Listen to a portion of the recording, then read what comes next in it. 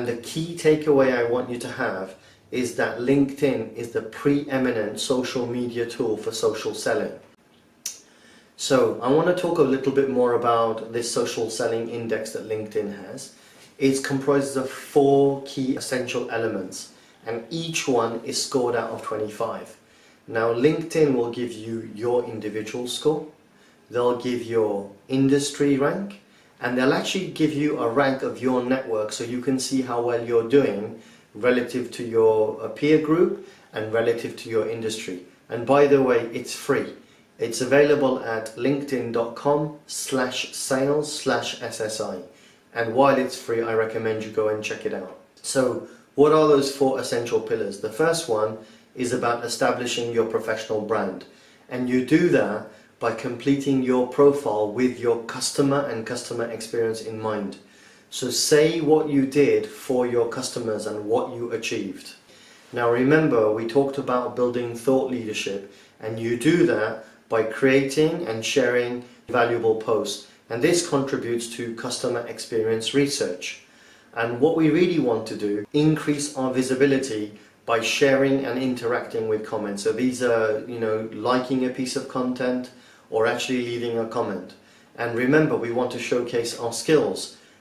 What we're really trying to do is we're trying to get endorsements from our colleagues, but really highly valuable endorsements and recommendations come from your customers.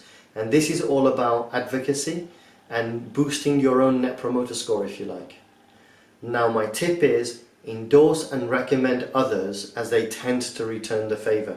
You've got to give something to get something. So my next essential pillar is finding the right people. LinkedIn has got some very advanced search and research facilities that allow you to find those prospects and those decision makers. But don't forget to leverage your own connections.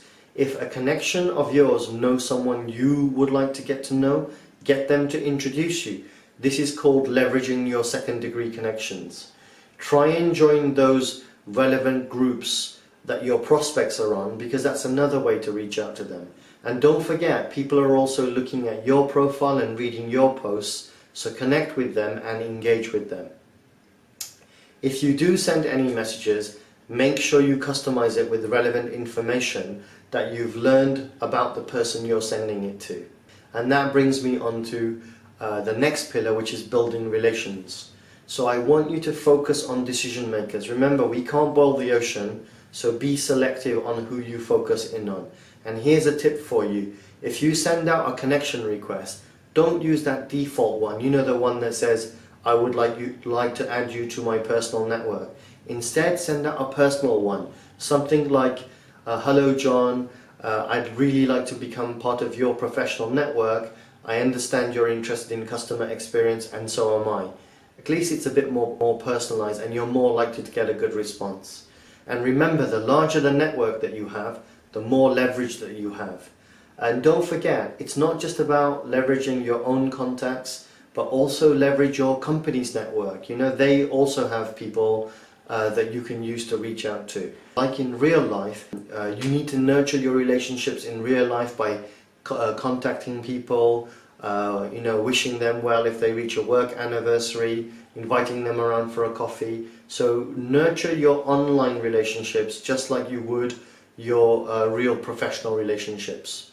Now I'm going to show you a sample of an SSI index. This is my own sample, and you can see that I'm scoring 66 out of a possible 100, but I'm still in the top 6% of my industry, and I'm in the top quartile of people in my network, so I'm actually not doing too badly really. And the 2 areas that I could do better is finding the right people, but that's simply because I haven't been doing any research or searches of late. And the other one, a very hard one to get boosting, is one called engaging with insights, and that's all about writing your own posts and sharing and engaging with other people's posts. So I know what to do to get those 2 numbers high.